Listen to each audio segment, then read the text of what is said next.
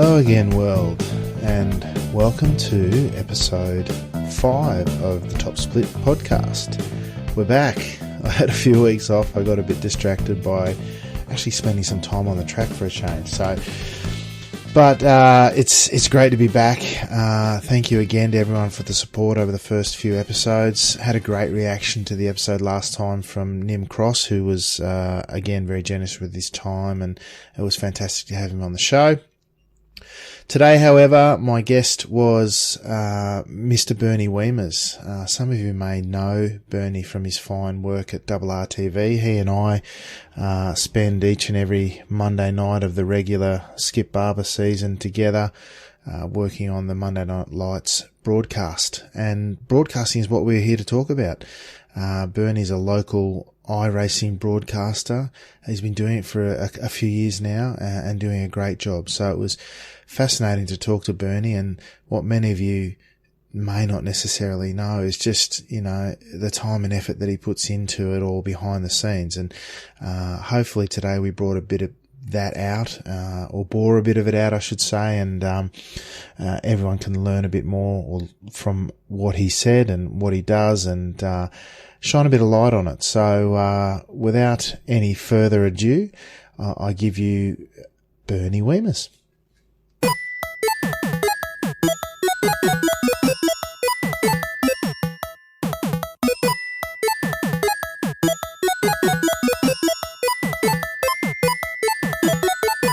Right, first off, I'd like to welcome to the show broadcaster, massive supporter of the local iRacing community, and commentator extraordinaire, Mr. RRtv himself, Bernie Wiemers.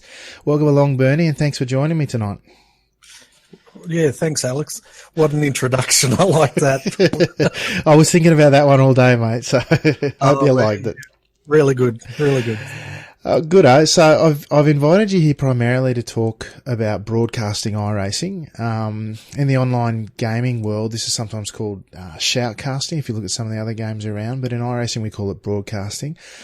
I guess that's because to the untrained eye, it really does look like what you would expect from any real-life racing broadcast, which, without giving too much away before we get into things, given the tools involved and how they come about, it really is quite some feat, don't you think?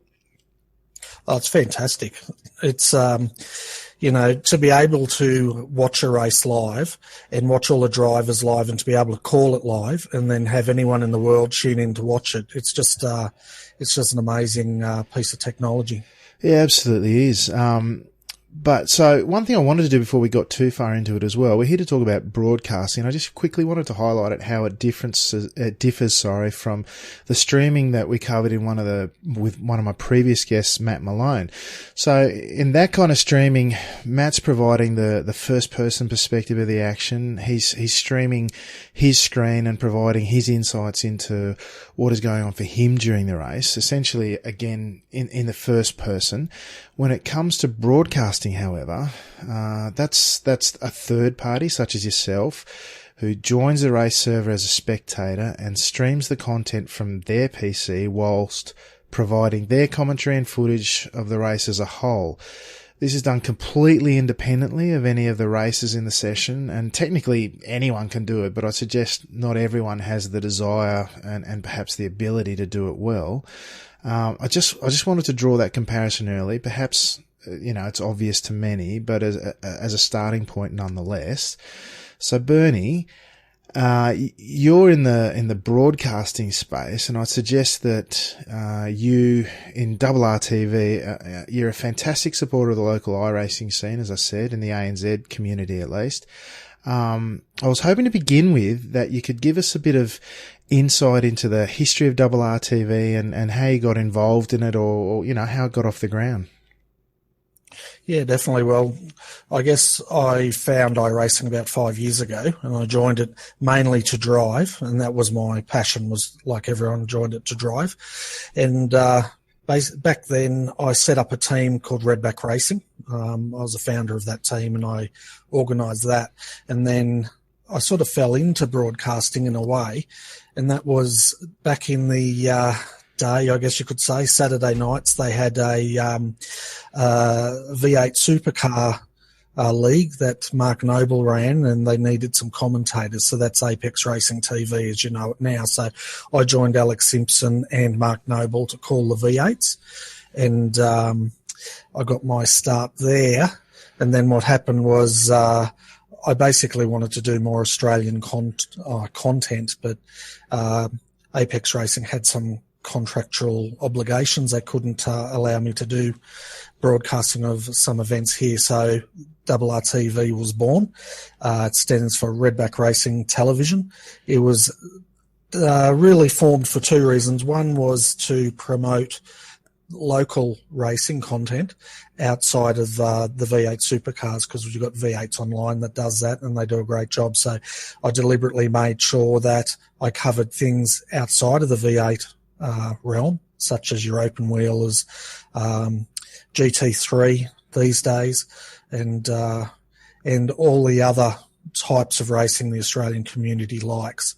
So that was the first part of RRtv. The second part was originally to promote Redback Racing with videos and things outside of that, but that didn't eventuate, and RRtv was born. That's quite interesting. I didn't know any of that previous to that. You're saying that then. Apex Racing. So they're over in England and Europe, yeah? Yeah, that's correct. And Alex Simpson owns that broadcast channel. And I was very lucky because Alex trained me in how to commentate. In those days, him and Brenton O'Brien, they called the GT3 action after the V8 action that Mark and myself called. And it was all under the Apex Racing, or Apex TV, I think they called it back then. Yeah, I haven't seen much of their stuff, although what I have seen is he put up, Alex Simpson, isn't it? He put up a bunch of stuff that I've been watching on learning how to do setups, and he seems to be right into it as well. I didn't realise that's how you got your start and all the training, and look where you've got to today. That's really interesting. Yeah, Alex is really big over there. As you know, he's Formula One. He races in the Formula One World Championship. He does a lot of broadcasting over there, and we're lucky that we had him in those days broadcasting some Australian races here. But yeah, it's a small world, the sim racing community. Yeah, that's really interesting. Moving on to something, I'm thinking about the tools of the trade for a minute. So one thing I wanted to try and give people an insight into tonight was those tools of the trade. As you know, the other night, the last Monday Night Lights race that we did, Simon Chambers, who organised the Australasian Super Skips competition, was our silent partner in the broadcast booth.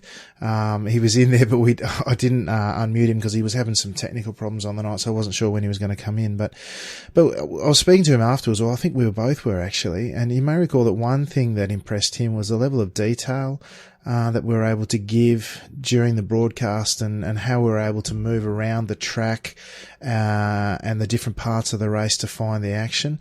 Now, you and I both know that that not only requires some teamwork on our part, I guess, but there's also some tools in the background. So when it comes to broadcasting, over and above having iRacing itself installed, what sort of tools are required to put together a successful broadcast? Okay, well, the first thing, as you said, you need iRacing.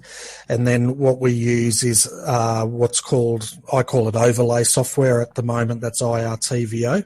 So I designed the theme that we want for those overlays. So that sits over the top of the iRacing window. But what it also does is it allows me to change cameras, which then links into iRacing and changes them in real time. And it also allows me to queue up replays and look at different off-track events, so we can find if there's an accident, we can go back to it to show the viewers. So that's the first piece of software, really, is your overlay software.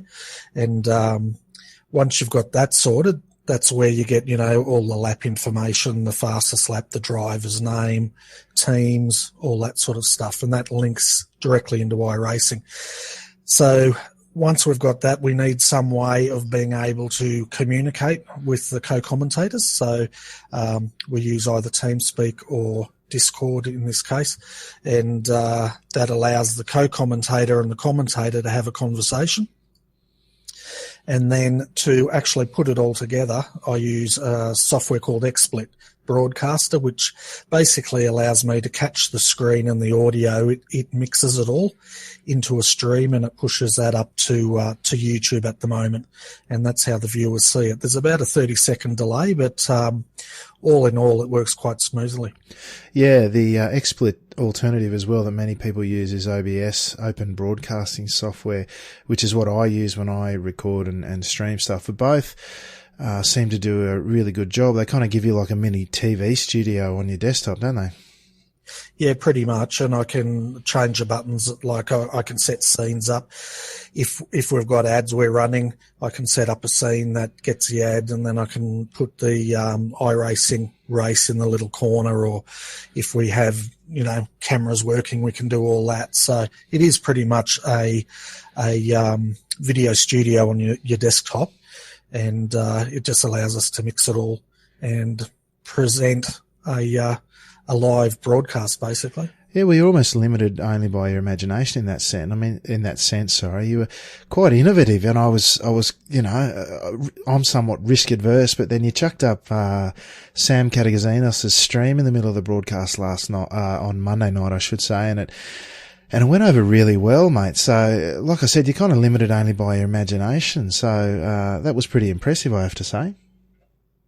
Yeah, well, the thing is with that stream is I'm really into trying to promote the community, raise our profile. And when I saw Sam there streaming, I thought it'd be a great opportunity to show that to our viewers so that they were aware of it. And then if they wanted to watch his stream and our broadcast together, well, that's great, because it enriches their experience, which is what I'm all about anyway, is the viewers and promoting our esport. Yeah, no, it was fantastic. And like I said, it went over really well. I heard, I got a number of pieces of feedback around it, not the least of which was Sam himself. He was rather chuffed. So thinking about all that, how many windows have you got open on your desktop when you're broadcasting, Bernie? A lot of windows. So I broadcast using a triple screen, and I'm thinking I need a fourth screen because I'm actually limited to real estate. So if you think about it, I've got the XSplit window open, I've got TeamSpeak window open, so that's 2. iRacing windows opens 3, plus then IRTVO on top with all the cameras and the buttons, so that's probably another 4, 5. And then we've got the audio. So that's 6, plus any commercials or streams we want to mix in. So probably about 7, 8, probably about 10 windows at any one time's open. And it's a juggling act, because not only people may not be aware of it, but in a traditional broadcasting sense, you would have the commentators and you would have the director who's actually feeding the commentators the pictures and talking in their ears and telling them what to talk about. When it comes to this sort of broadcasting, it's actually the opposite. So basically what we talk about as a commentary team, I'm then adjusting the cameras live so the viewers can see what's going on, and then it all comes together like a broadcast. But I'm actually doing all the camera work, changing the cameras. When we go onto the roof cam, I'm actually moving the camera while I'm speaking, and it gets rather interesting.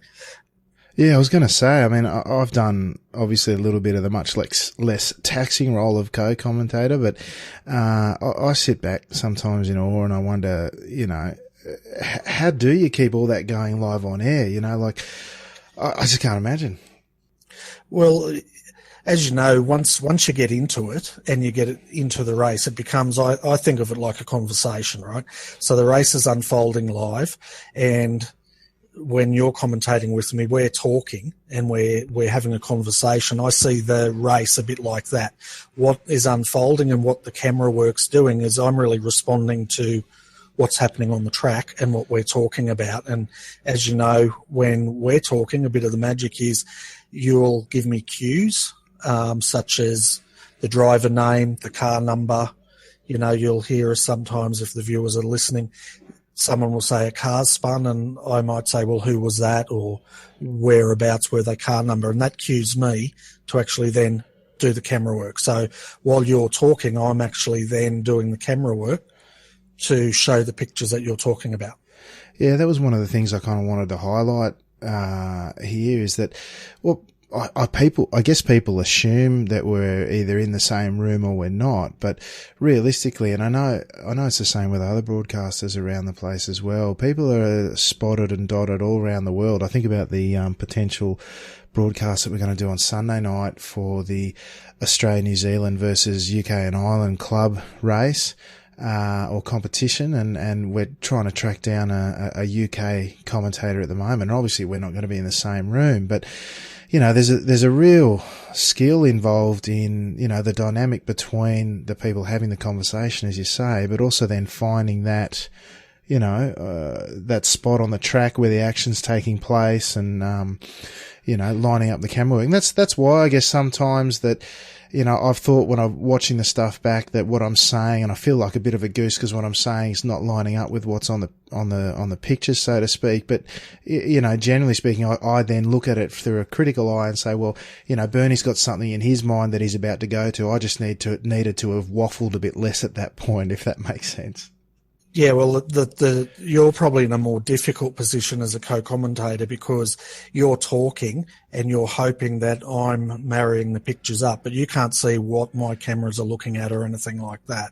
So generally, if you're talking about something and I'm not showing it on camera, it's either I think something else is more interesting to the viewers, not that your talking's not interesting, but it could be like you might be talking about a driver, but the first and second person might be having a battle for the lead. So I'd rather show the picture of that while you're talking about something else, because we don't have to always be talking about what's on the screen, but the viewers need to be able to take in the action of what's happening on the screen and hopefully enjoy what we can bring to the broadcast in the way of our commentary or insight or conversation, whatever you want to call it. Yeah, no, that's exactly right. It's a bit of a balancing act, and I think you pull it off really well, actually. I mean, like I said, sometimes I feel a bit silly because I'm not talking about what's on the screen, but you're right. I mean, you can be talking about other things in the background to bring a bit of colour and interest to the race, and I know that actually happens because I was talking to a colleague of mine at work just today, and he's just got into iRacing.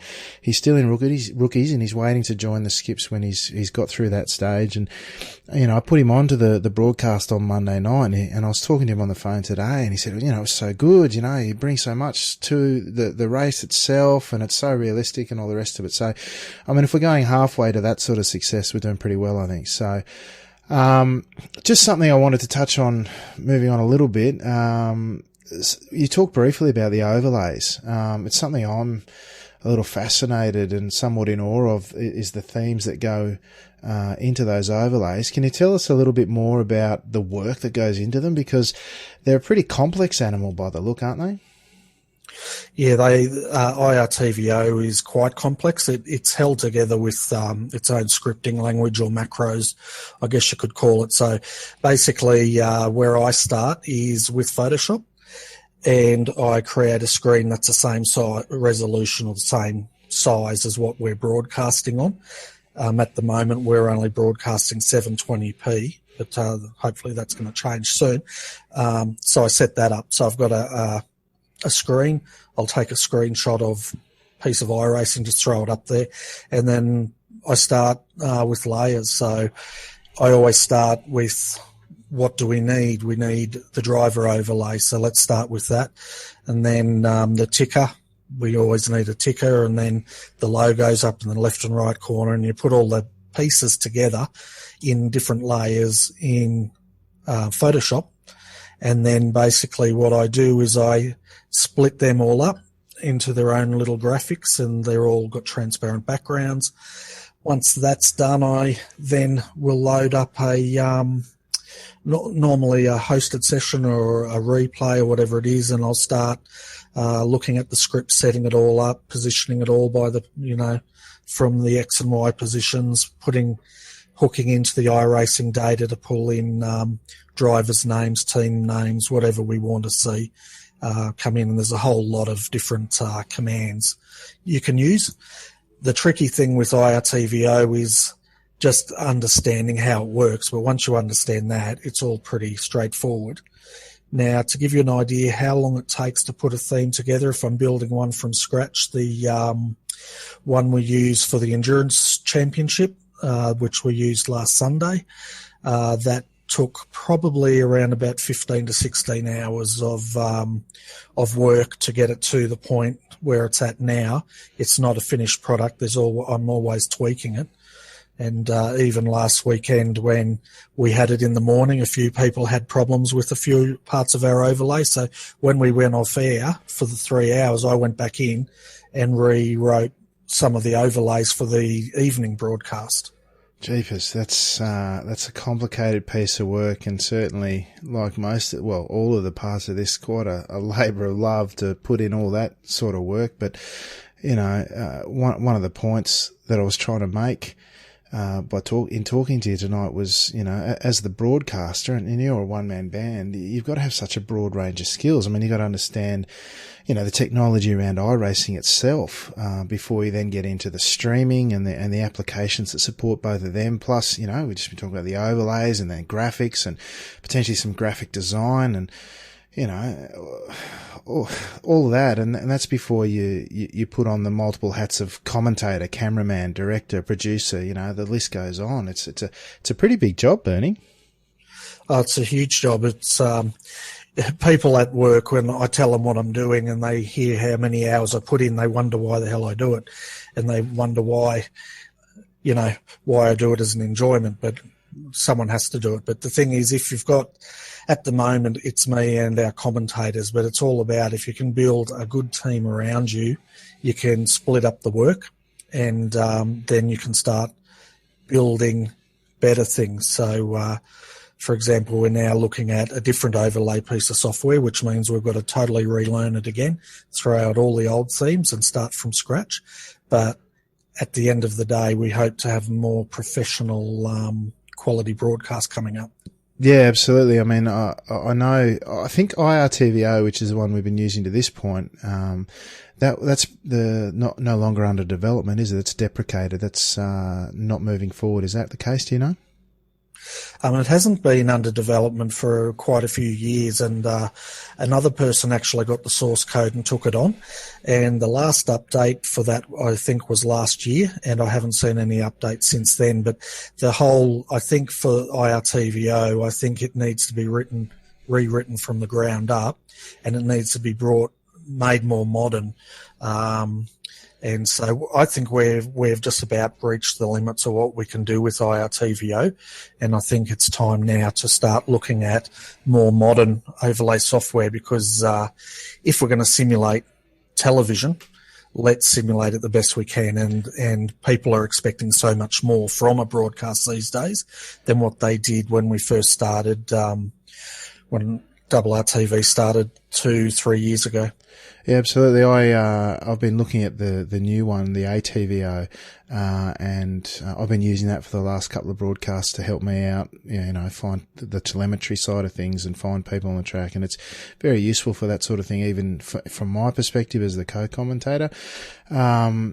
But certainly I agree with you. It has a slicker, polished look, more modern look to it. But I don't know how much time you spent working on that so far. But is that easier to develop the themes in, or is it more challenging? How does that look? Well, I'm only just getting into it now. I've got to the point now where I'm just getting into ATVO. I'm just starting to learn how to do themes. So I can't really answer that until I've actually had some experience with it. I do like it, though. I like what it brings to the broadcast. It's very, very slick, and I think it's going to go a long way to really enhancing what we do in the future. But how long it takes, I'm not sure. We're going to roll it out, and I'm sure once I've done one theme, the rest will be pretty easy to do, hopefully. Well, yeah, and I'm hoping some of the stuff, if you want to reuse it, is transportable as well. I mean, I'll be using it actually, the blanket or the base F1 theme that they give you. I'll be using that tonight for your hot lap, mate. So, cause I'll put that up on air as well, the video. But, I certainly find it a nicer product to use, and certainly the results look pretty good. So add your touch and your flair to it, mate, and I'm sure it'll come out really, really well. But one of the things that you do, and I know you do use it for, is for the camera the camera changes and the camera angles. You use either, iRTVO or it will be ATVO. You and I have been talking about the upcoming season and covering different series together, and we've talked about me potentially flying solo, where there are some scheduling conflicts. I wanted to hit you up for some tips while I got you here. So what are the inside tips on camera work? I mean, we use the iRTVO or the ATVO, but what goes through your mind when you're trying to find the right camera angle? A lot of it's probably luck. No. Yeah, basically before a broadcast goes on, we use a camera pack. So we don't normally use the standard default camera packs. I'll go out and look for some really good camera packs that are going to really bring the broadcast alive. Okay, so once we've got our camera pack, it's a matter of then getting familiar with the track and what cameras are best suited for each corner, so to speak. So normally if TV1, that's my close-up shot. So when you want to zoom in on a driver and have the car in all its detail, we'll use that, but then you'll have a further away camera, which we use at the start of the race to actually show the whole field and give the viewer a really wide perspective.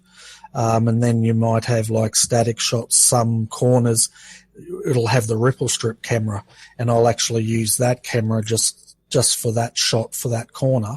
But it's all really coming down to, Alex, getting your camera pack, getting you familiar with what each camera in that pack can give you, and then working between them. And we normally only work between probably 3, maybe 4 different camera types. Yeah, no, that's interesting. I remember when I did try and do a couple of recorded races back using the overlay software. You're right, there are a couple of camera spots on each track. Like I remember the final chicane at Imola has a great shot on, I think it's TV3 camera, where you just see a great angle of them going through the chicane and stuff. So that certainly rings true to me when I think about it. It's about knowing the track and knowing the camera positions, and of course people make custom ones as well. So getting hold of those and checking them out, it's all adding to the package of work to make a great broadcast. But one thing I did also wanted to ask you about, was you do a lot of endurance races, right? So I was hoping you could tell me about those. And I don't know, when you and I do the Skippy races, if we go over an hour long broadcast, it's because we've been gas bagging on about stuff for at least as long as the race lasted. But I'm interested to know how you approach endurance broadcasts. I know you and I did a longer one for one of the GT3 Pro qualifiers, and I know going into that I was a bit worried about being able to cover content and what have you for that extended period. But that's nothing compared to the 3, 12 and 24 hour long coverages that you've done in the past. And I know you break them into segments, the really long ones, sometimes, but those segments can go for hours in of themselves. So what are your strategies or your approaches to the longer broadcasts? Do you do any special preparations or anything? No, not a lot. To be quite honest, I approach the longer broadcasts the same way as I approach a shorter broadcast. It's all about the conversation. But one thing I will do is if I'm entering into a new series, I want to pretty much know the rules the drivers are racing under, the point scores. The longer broadcasts, we normally are hooked into the race control, so we can get a lot of information from them about what's going on in the behind the scenes. But really, not a lot of scripting goes on with what we do because, well, I guess there's a bit of a script. I think of, okay, how we're going to introduce it, what are we going to cover throughout the broadcast. We might have sponsors we have to talk about. We might have different drivers we want to give an expose about or whatever. So we will fit them in when the time comes. But as far as the race goes, it's totally live. It's unscripted. So we pretty much react to what we see on the screen. And there's nothing you can really do to plan for that.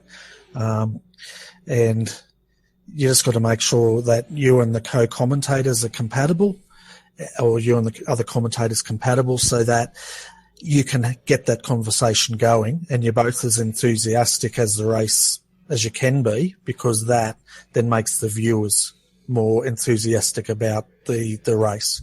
Yeah, well, I mean, I'm thinking about, how you cope broadcasting so many of the different categories at the same time. I mean, you were just talking about learning up on the different series and the rules and what have you, and hooking into race control.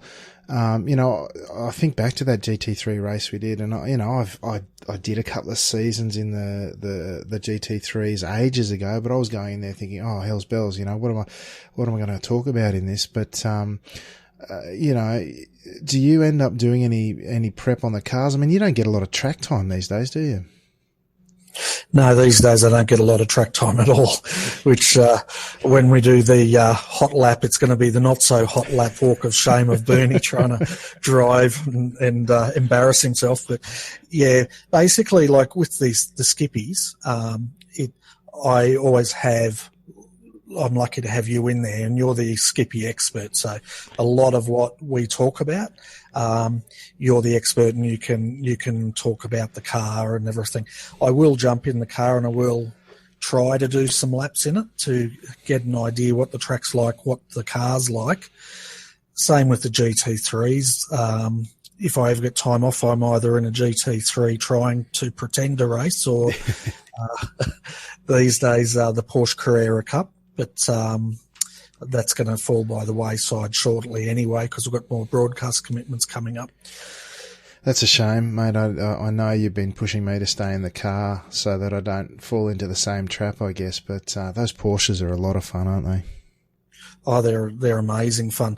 The funny thing is, when you're calling a race and all of a sudden you go in and drive a race, it's completely different.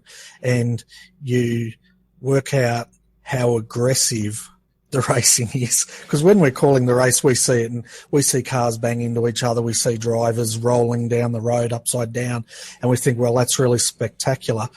But when you get back in the car and it's happening to you, you think, you've got to bring out your inner mongrel. That's right. Pretty much. Right. Yeah, the elbows come out pretty quickly. I know I experienced a bit of that this afternoon when I was doing a skippy at the mountain. Oh dear, I tell you what, the red mist hit me. Something a little different.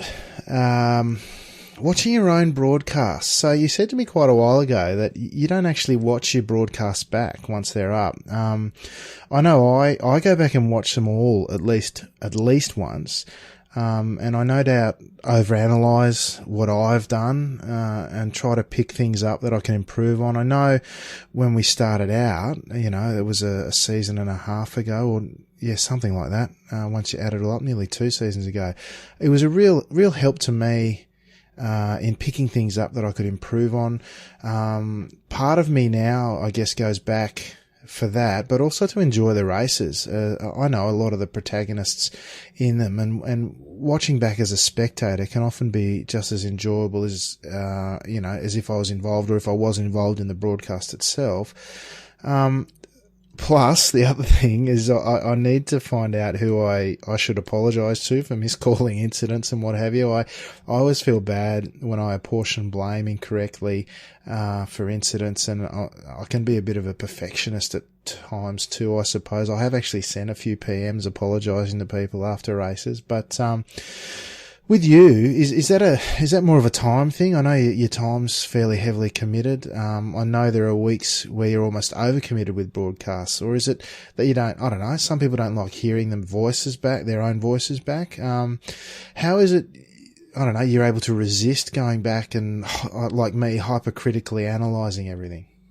Well, that's exactly why I won't watch my broadcast back, because I'll get critical about what I might have said, or something may not have come together. Generally at the end of a broadcast, I know whether it was a good broadcast or not.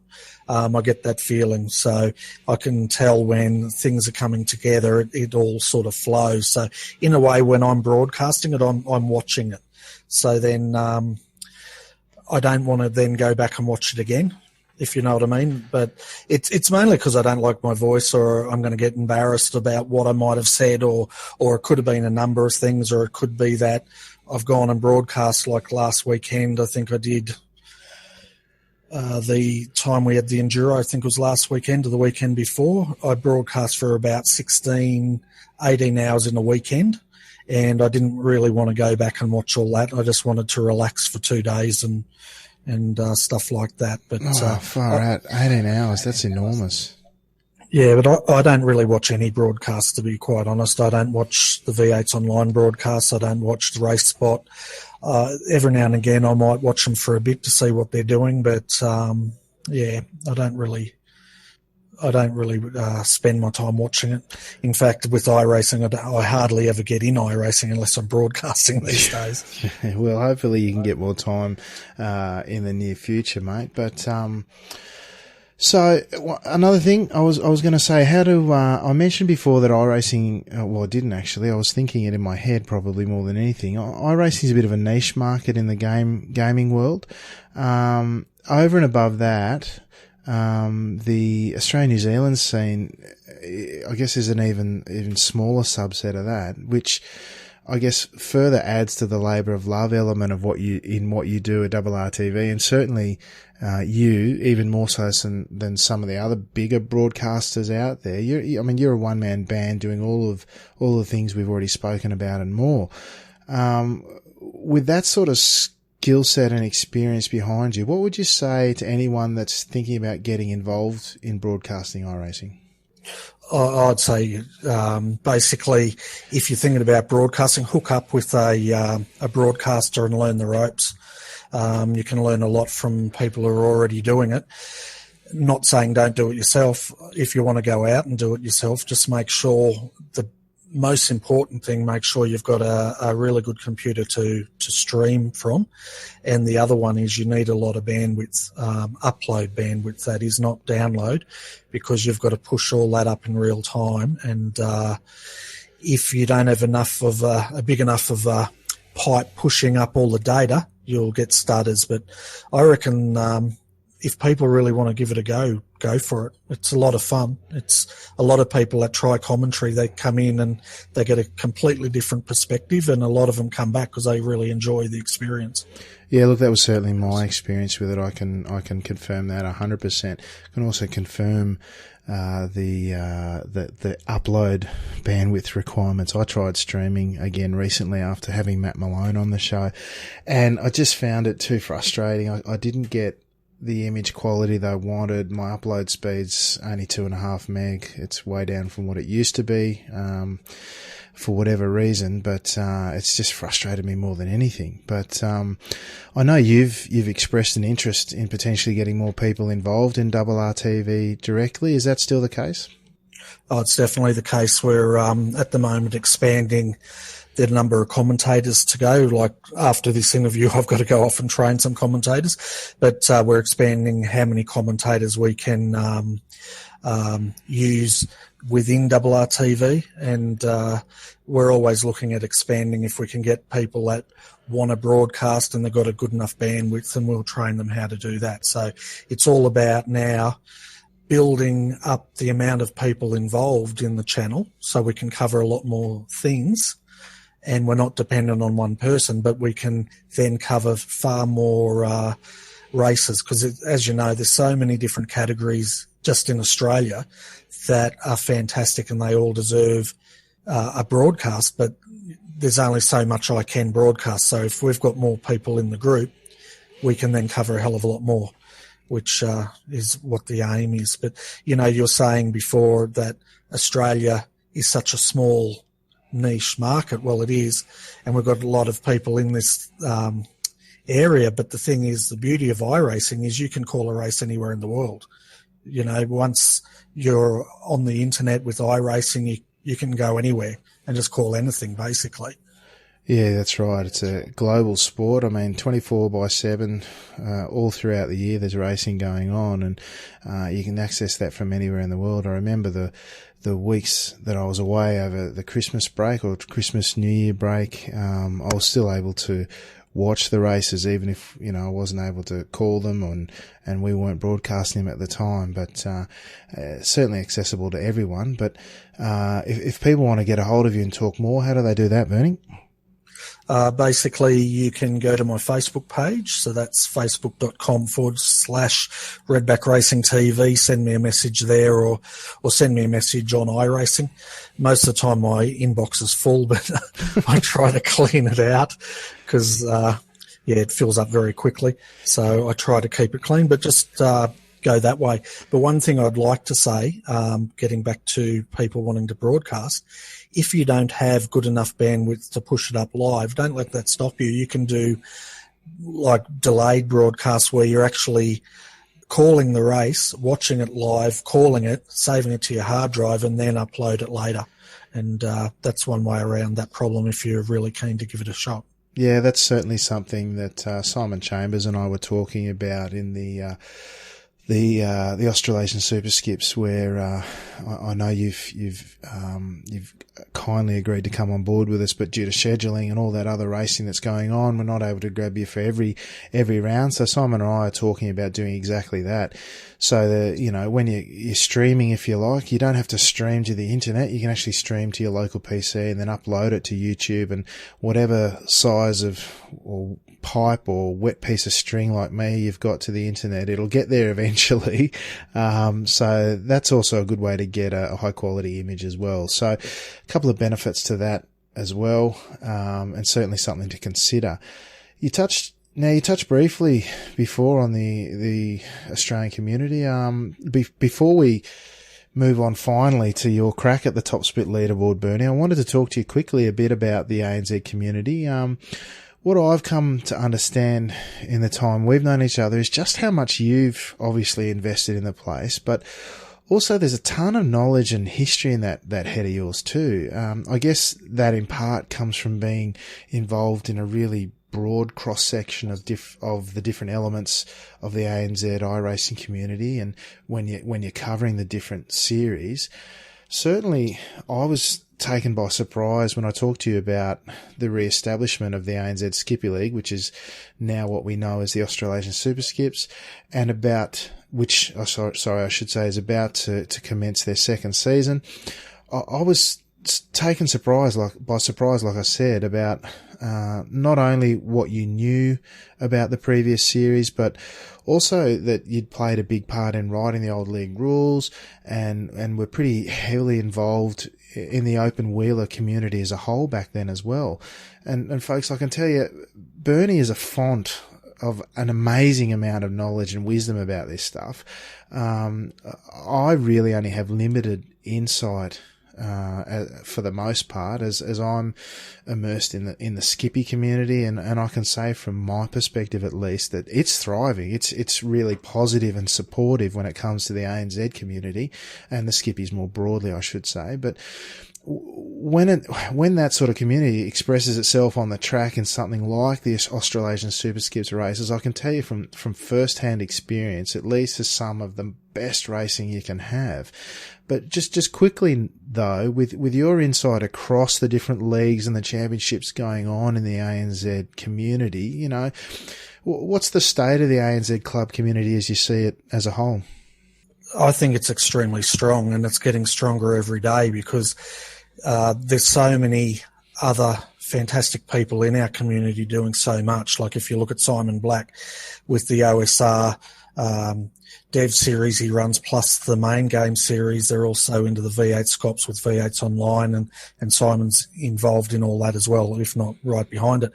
But you've got him, you've got Reece Gardner in there. He's an amazing person with a lot of knowledge. Jay Kennedy's another one. So I think there's a lot of people in our community that have a lot of knowledge. They've been doing it for a lot longer than I've been doing it, and they're just carrying every year. They're getting better and better and better. Another one, Scott Stevens with the AEC when he ran that. A lot of things are happening behind the scenes by a lot of members, and that is improving us as a community. And what I want to see us to be eventually, and I think we're going to be there if we're not there already, is really showing the world what we can do down under and taking our esport as far as we want to take it. And, that's happening with the teams. You look at Evolution Racing Australia, for example. They're probably as close to semi-pro as any team in Australia is now with their sponsorship, but they're also racing on the world stage now. So, it's I think it's very healthy. And, yeah. Sorry. Yeah, I was going to say, I think it's very healthy, and it'd be good for us all to, like a lot of us are doing, there's so much to do. A lot of us are doing all our different things, but it'd be great to actually bring all that together one day. But, that's going to be a very complicated thing. And I think, what's happening now is very positive anyway.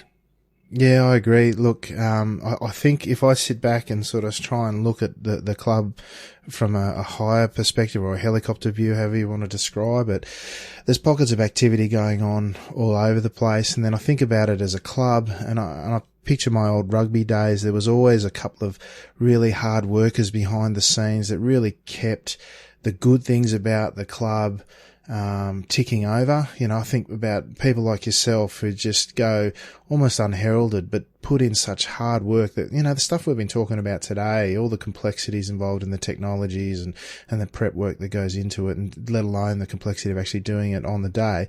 So look, all those things talk to really positive elements, but they're, in my mind, there's always, I guess, more that could be done with a little bit of effort from more people in the community. So if you ever thinking about doing stuff, guys, just, it doesn't have to be big or small, but everyone benefits from the collective effort. So get involved in your local category, community, or whatever it is. Just makes it better for everyone. Oh, exactly right. And, if you want to expand on it, like with iRacing, you've got many levels of iRacing, right? A lot of people might jump in and just enjoy it, and that's great. But then other people want to go to the World Championship, and that's great. iRacing can deal with all that, but it's really finding what you're passionate about in iRacing and then trying to help that community get the best out of whatever it is they're doing, and go from there. And all this costs money. It's not, it's not something when you're broadcasting, people think, oh, well, they're just broadcasting. It's just their time, but it's not. It's a lot of money that goes in, and it'd be good if we can get sponsors in. That's the end goal, is we've got sponsors now at the team level. I'd really love to get a sponsor at the broadcast level, and then we can really start to accelerate what we can deliver to the community. Yeah, absolutely. So any interested people out there, any sponsors interested in getting on board, we'll touch base again with how to get in contact with Bernie at the end, and I'll make sure I put some details up in the notes of the podcast as well. So very worthwhile cause, very certainly an active and positive contributor to the community, and you'll reach a lot of people at the same time. So very worthwhile, any sponsors looking out there for someone to get on board with. Now, Bernie, we're going to have a crack at the leaderboard now. I don't know if you've joined the server yet or not. Have you hopped on the server yet? No. This is the time when you want me to go, okay, I'm on the server, and watch me blindingly go around the place. That's right. I expect that everyone will be suitably impressed. All right, mate. Well, we'll head on over to the server, and we'll once we're on there, we'll get it underway. So, now we're on track, Bernie. You're sitting there in I think I've got the lovely livery there. Hang on, let me just switch cameras. You want to get started, mate? Head out the pits. You've got 2 timed laps, plus your out lap, of course. So, whenever you're ready, and I'll just make sure that I've got the RRT livery there, mate. Spectacular honeycomb red by the looks. Yeah, pretty much. It's the old Redback Racing colours, but with grey instead of the black. Yeah, lovely. All right. Sporting number 15. Any significance in number 15? Yeah, 15 was my go-kart number when I used to race go-karts many years ago. I actually now, these days, will normally run the number 421, which has a very close link to my family, so I'm now using that, but I just forgot to change the number for tonight. I never thought to ask you if you'd done any real racing, so you've done a bit of karting. What was that like? I loved karting. I did that when I was in my early 20s, and I really enjoyed it. And basically from karting, I then went into rallying. I used to race cars on the dirt, so I'm looking forward to the speedway. Oh, nice. Of course, that's coming out soon. Now, I will apologise to everyone that's watching the video. I showed my inexperience there and I dragged something across the screen that wasn't meant to be there, so sorry, everyone. And I'm just going to try and find a track map so that while we're talking, so I can actually remember some of the corners. But, you know, that's another tip for young players as well. All right, so we're heading out the back now, and I'll just grab the far chase view. Any camera recommendations while I'm here, mate? Yeah, one that's not watching me. I don't know. All right, we're heading around the second to last corner, also known as Micah Knight corner, apparently. And then the last corner, which is creatively known as, if you can believe it, last corner. But we're okay. So we're heading down the main straight now, and I'll just what am I going to do here? I'm going to show Mr. Bernie Wiemers' name down the bottom corner. It's looking resplendent there. I'm using that tool that we were talking about, ATVO, and excellent. Yeah, it's looking good. So, and you know what else I'm going to do? I'm going to pull the speedo up just so they can see how fast you're going. I don't know if you want to do that. I often underdrive these things. Oh, that's like I don't get the most out of the revving or anything. I don't know. And I'm really hopeless. Oh, I don't know that underdriving them's the worst thing in the world. Certainly, a lot of people talk about overdriving them and how problematic that can be at times. So, like I said, I don't think that's the worst thing in the world, mate. Yeah, I find when I drive, I'm normally in too low a gear compared to the really fast guys. Yeah, okay. So you're not at risk of earning Hendo's bacon and egg award is what you're telling me. Is that right? Yeah, pretty much. I'm more at risk of finding a wall somewhere, I think. Potentially. There's a few around here. All right, we're a bit tentative now through the... a bit stepping out in the rear there as well. That's all right. We're still on the... Oh, this is your first time lap, isn't it? Yeah, I muffed that. See, you don't talk to me when I'm in a corner. Sorry, mate. I was just mimicking Nico Rosberg, I think, wasn't it? Or of course. Lewis Hamilton? Yeah, no, he's... who was it? Kimi Räikkönen. Don't talk to me, I know what I'm doing. That sort of thing. That's it. Don't talk to me, I have no clue what I'm doing. So we're in... we're just coming to the end of your first lap now, and I'm going to chuck. Yeah, we'll see. We'll see how we go. We've just done a 1:48.5, which is good. I can't remember. I should have pulled up on one of my 20 screens that I do have for this stuff the previous results, but I might do that while you're going around here as well, just so you know where you're aiming at. Yeah, I think about a 1:46 if I'm going to beat Nim. Yeah, well, so you've done your research. Yeah, I'm not competitive in any way. All right, so you've got a bit to make up here as you head up the back straight for the final time now. What I am impressed with, though, is you haven't had any off tracks, which is, I can't say the same for Nim. It took him 3 laps to get one in, so you're doing well so far. Coming into the end of the hairpin at the end of the longest straight there. Nice exit. Didn't compromise it too much. Sorry. That part of the corner I don't like at all. This part of the circuit. Oh, mate, I'm right there with you. I don't like it much either. Yep. So you're chasing a 1:45.6 if you're going to get ahead of Nim. So we'll see how we go. Oh, there we go. Nice recovery through turn 10, coming up to turn 10 again. That interesting infield section's a real challenge, isn't it? Yeah, I don't like that part. Yeah. Now, if anyone can hear me puffing, I'm not really puffing, I'm just simulating. That's right. It's all part of this simulator experience, right? Coming to the line now for the final time.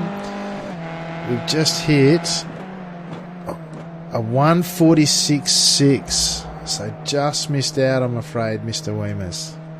Well, my best time around there was a 1:45.9, but that's not when I'm trying to have you in my ear at the same time, so I'm blaming you for that one. I take full responsibility, mate. Well done. No, hopefully the viewers have picked themselves up off the floor now.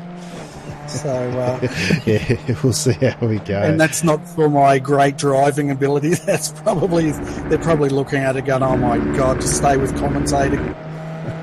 I don't know about that. That's pretty harsh on yourself, but that was good. That was good. So you're off shortly to go train some more commentators, is that right? Yeah, that's right. We've got a training night tonight to show the guys what to do, and then hopefully we'll be able to get them into a few broadcasts. Excellent. So what do you got sort of planned coming up as far as broadcasts go? Well, we've got the Monday Night Lights. We've brought that back. We've got the Australian Super Skips coming up soon. We've got the Australian Endurance Sports Car Championship. So we've got that. We're doing a one-off broadcast Sunday night for the Australian versus the UK and Ireland Skip Barber grudge match, as I call it. Do you know Sorry. That's all right. I was going to say, do you know what they're calling that? I'm just going to find the name so I get it right. They're calling that the, where is it? The Australia-New Zealand versus UK and Ireland mother of all sitting down events, apparently. So if anyone's interested in seeing the mother of all sitting down events, that's on RRtv this weekend at, I think it starts at about 8 p.m. Australian Eastern Time. Is that your recollection of it?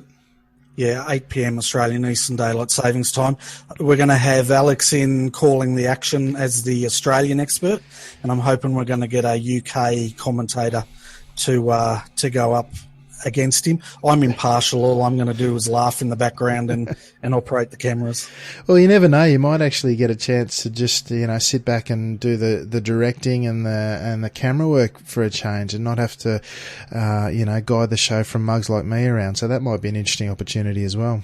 Yeah, well, that's the next step for RRtv is to do that. And that's part of the commentary training is so that we can actually get me in to do the cameras and other people can have a crack at carrying the commentary, which would be good.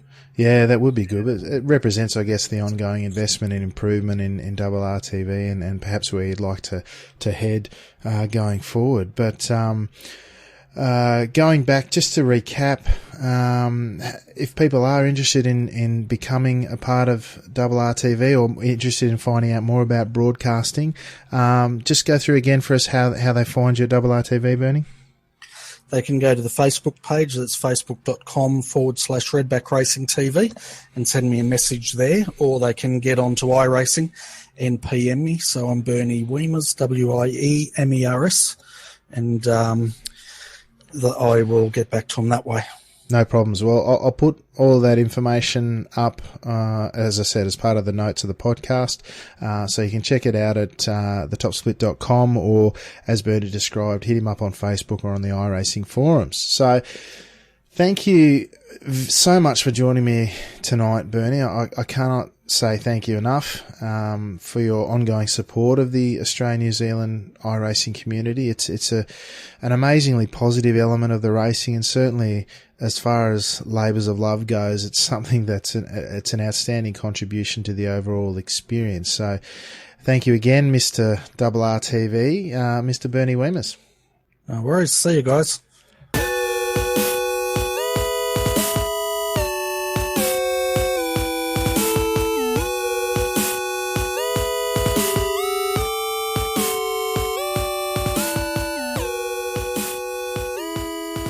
Well, there you have it, everyone.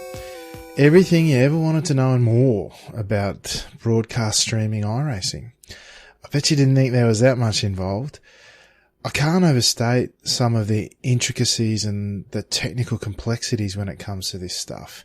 You may have picked up that Bernie and I have been working together on the Monday Night Lights Skippy broadcast, if you didn't know already, for a little over 2 seasons now as we head into our third. And even in my role as co-commentator, I can tell you that 3 screens is not enough real estate for all the windows that I want to have open, not only to view what is going on track, but to really and properly try and make the broadcast as genuinely interesting and entertaining as possible.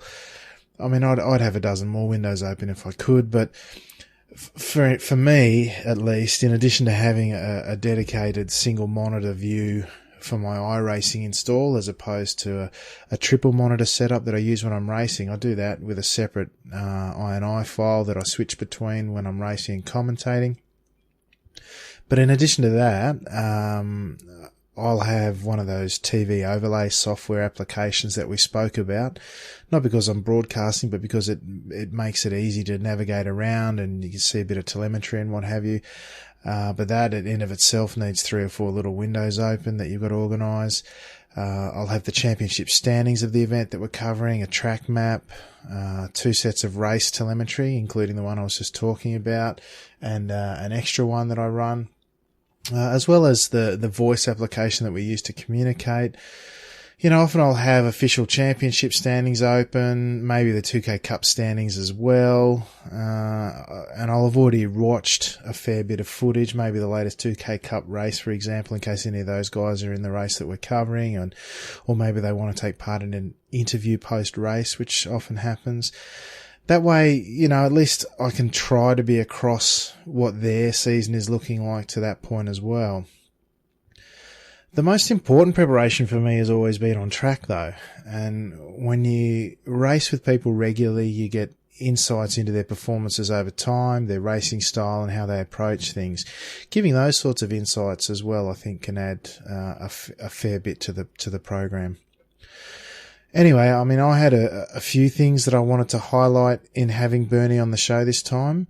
He's been on my list of guests that I had in mind since I first started planning the podcast before I'd even recorded a single word. So it was great to finally have him on. What I wanted to try and get across to people by having Bernie on is a little bit about the work that goes into the broadcast and perhaps how passionate about it the people that do it have to be to put in those hard yards. Having had a little bit of a taste of it now myself, and perhaps now that you've heard a little bit about it, you can understand why at the end of each of our broadcasts together, I thank Bernie for his ongoing support every single time. He's genuinely a great supporter of this hobby that we all enjoy so much, and I, for one, am tremendously appreciative of his efforts. In addition to that, I've certainly appreciated his advice and support personally. For example, he's always on my case to stay in the driver's seat. You could probably tell from our conversation that Bernie doesn't get a lot, if any, track time these days. And that's because he's given that over for our benefit in bringing us the on-track action via RRtv. Quite a sacrifice, I think you'd agree. I think probably based on his own experiences, like I said, he's continually at me to stay active to the point of committing to cover the Australasian Super Sips season only if I was racing in it and not commentating the series. So if you're wondering why you've seen the call put out for commentators for the series, that's why. It'll be great either way. And I know Kevin Henderson, for one, has signed on to help out with the commentary, which is fantastic. But if you are keen to have a crack at it, with a friendly bunch, some great racing, all thrown into a big package, contact Simon Chambers on the iRacing forums, or indeed hit up Bernie, and they'll hook you up. So thanks again to Bernie for joining me here for this episode, and more importantly, for his unceasing support of the local iRacing community. Quickly turning our attention now to the Skippy scene. As always, there's a lot going on. Season 1 2017 has wound down, and Season 2 is already closing in on the end of week 2. Congratulations to Arjun de Freda for taking out the official series championship in Season 1. Arjun wrested the title for the season from Enzo Cantor, who had taken out the previous couple of seasons, if I'm not mistaken. Enzo didn't miss out entirely, as he once again snuck home in the very last round of the Monday Night Lights season, taking out his 3rd consecutive title there. He took it out at the final round at Sebring. Last season also saw the completion of that series, the Australasian Super Skips. Its inaugural championship was run and won. The season was dominated and eventually taken out by Luke Whitten, who won, if you can believe it, half of the races against a pretty strong lineup of drivers, it has to be said. From my perspective, I can't speak highly enough of the series. It was some of the best racing I've had on the iRacing service. It was a great bunch of people on and off the track, and Simon Chambers pulled together the series fantastically at his first attempt. The second season kicks off very soon, with round 1 taking place during week 4 of the official series at Barber Motorsports Park. Of course, this season will be all the better for having my guest today, Bernie, and his RRtv coverage for many of the rounds, with Simon and me working out what we can between us for delayed telecasts of the remainder, as much as Bernie as I described during the show today. All in all, I'm really looking forward to the upcoming Super Skip season.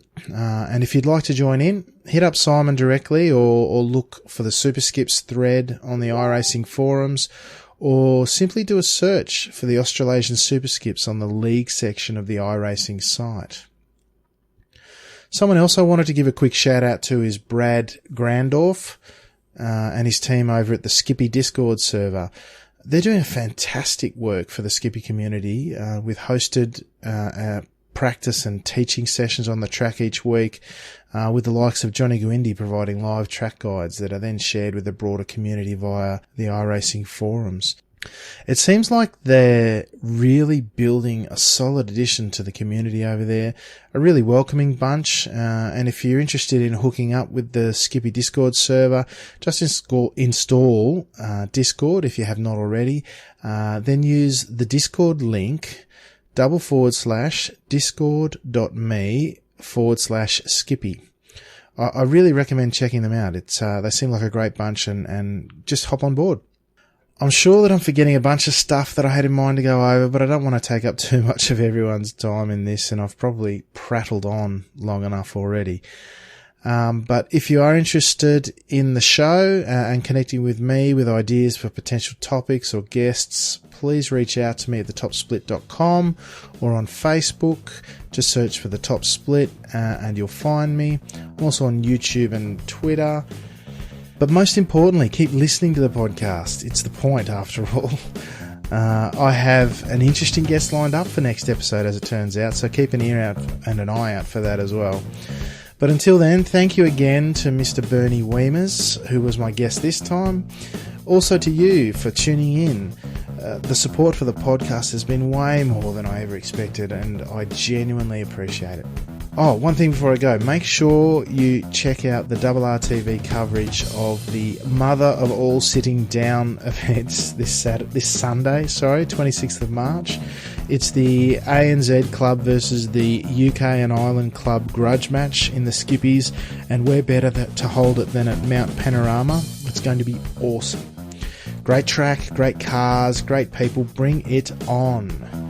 Thanks to Simon Chambers and Fahim Antonides for organising this great event, and to Bernie for the RRtv coverage once again. I know I'm looking forward to it immensely. So that about does it. Until next time. Between now and then, I hope to see you on track, of course. But if you do, say g'day. I'm always happy to hear from folks about the show. But for the time being, I'll sign off and say ciao for now.